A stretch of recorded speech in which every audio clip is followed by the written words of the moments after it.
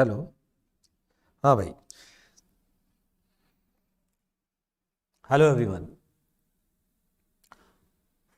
तो 1.123 बढ़िया क्वेश्चन है ये भी, पता है इस पर भी खूब क्वेश्चन बनते हैं मार्केट में, खूब। और जेई में अभी तक इस कॉन्सेप्ट पे क्वेश्चन बहुत खास पूछा नहीं गया है, लेकिन इसी कारण से पूछे जाने की संभावना बहुत ज़्यादा है।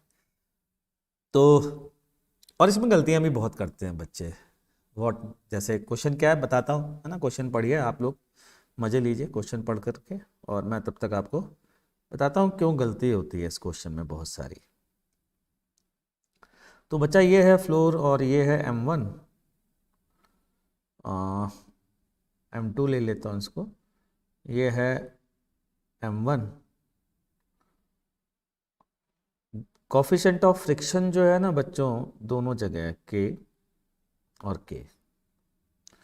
म्यू की जो वैल्यू है कॉफिशेंट ऑफ फ्रिक्शन की, वो K है। अब क्या कह रहा है कि ये कह रहा है कि what minimum constant force has to be applied in the horizontal direction to the bar of mass M1। ये कह रहा है कि कितना फोर्स कांस्टेंट लगाएं ताकि ये शिफ्ट हो जाए भाई साहब। ओहो, बार ऑफ, हाँ ठीक है। M1 पर कितना नहीं है, M2 पर नहीं, मैं गलत समझ गया था, सही है। M1 पर मिनिमम कितना कांस्टेंट फोर्स लगाएं ताकि M2 जो है ना वो शिफ्ट हो जाए, डिस्टर्ब हो जाए, हिल जाए। मिनिमम है, ध्यान रखिएगा, मिनिमम। मिनिमम वर्ड को ध्यान रखिए, कांस्टेंट वर्ड को ध्यान रखिए, इससे काम बन जाएगा। अब गलती क्या होती है गुरुजी?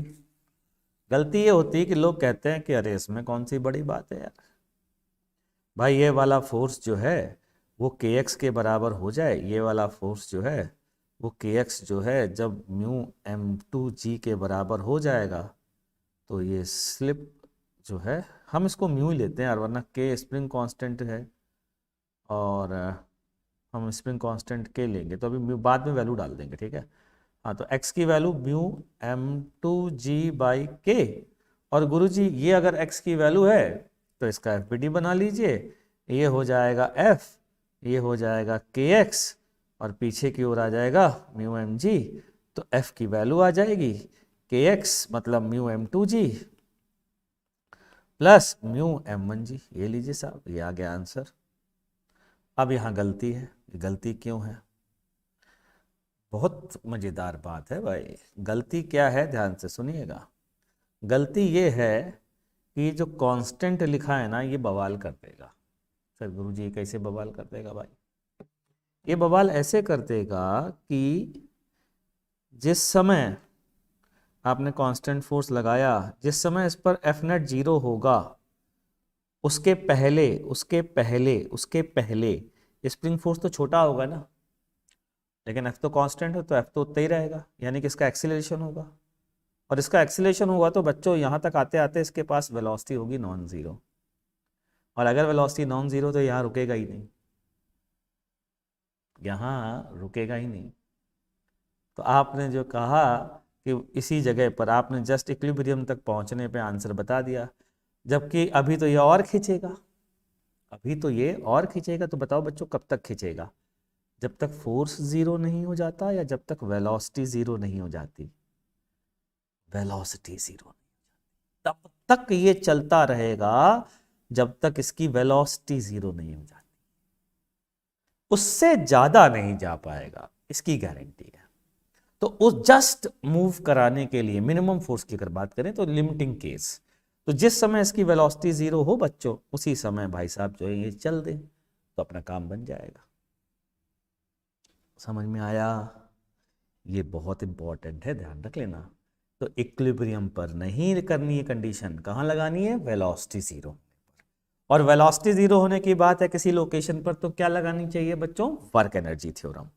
चलिए शुरू करें, तो शुरू करते हैं। तो जिस समय ये भाई साहब चलने वाले होंगे, यहाँ तक तो सही है कि उस समय इसमें इलोंगेशन कितना होना चाहिए, ये तो अपन निकाल ही सकते हैं। कितना होना चाहिए? मान लेते हैं एक्स इलोंगेशन है तो के एक्स की वैल्यू म्यू M2G होगी, इसमें कोई दो राय नहीं है। तो एक्स की वैल्यू आ गई म्यू M2G।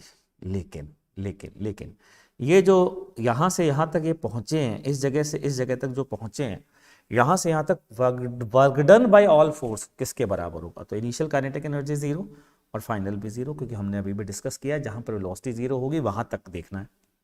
ठीक, तो work done by all force F into x, friction force minus mu m1g into x, work done by spring force half k x initial square minus x final square, यानी minus half k x square equals to बोलिए zero.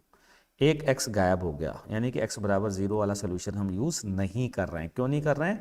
क्योंकि kinetic energy initial और final x बराबर zero पर तो होगी ही होगी, तो ये तो ऑब्वियस सोल्यूशन है, तो इसको हटा रहे हैं। ठीक है बच्चों, x की वैल्यू आ चुकी है तो f की वैल्यू भी आ गई ना, mu m1g plus half kx, और kx की वैल्यू कितनी है? Mu m2g। ये लीजिए साहब, अब म्यू की जगह k चिपका दीजिए भाई, तो f इक्वल्स टू के m1g प्लस हाफ के को बाहर ले लीजिए m2g। ये आंसर है, चकाचक। तो इंपॉर्टेंट बात समझ जाइए, वर्क एनर्जी थ्योरम से ऐसे क्वेश्चन को करना है जिनमें मिनिमम चलाने की बात की जाए, ताकि जब स्प्रिंग में इलोंगेशन मैक्सिमम हो तब m1 block m2 block just move करे। उम्मीद करता हूँ मैं आपको ये सोल्यूशन समझा पाया हूँ, मज़ा आया होगा आपको। तो मिलते हैं नेक्स्ट क्वेश्चन के साथ, तब तक के लिए टाटा बाय बाय।